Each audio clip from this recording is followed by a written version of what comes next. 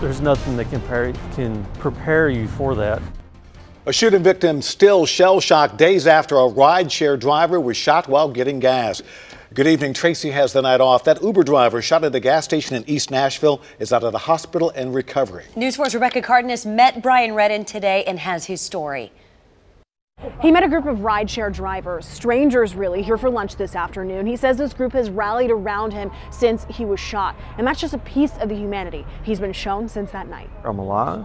Brian Redden meets a lot of people on the job as an Uber driver, but no encounters so touching as the ones he's had since the night he was shot. There's nothing that can prepare you for that.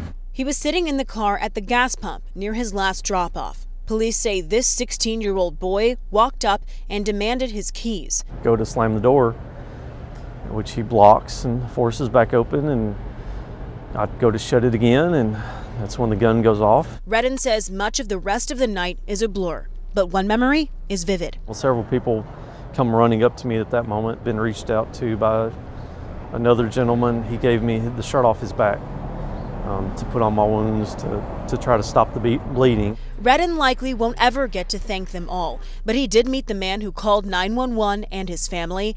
Today, he met a group of rideshare drivers who raised more than $1,600 in his name. They were my heroes that night. They showed me something about humanity that many people probably just don't realize is out there. There is good in people, and they sure showed it to me.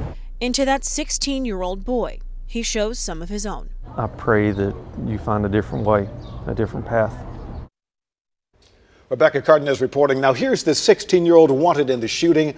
David Earl Mays is presumed armed and dangerous. Once caught, he'll be charged with attempted especially aggravated robbery.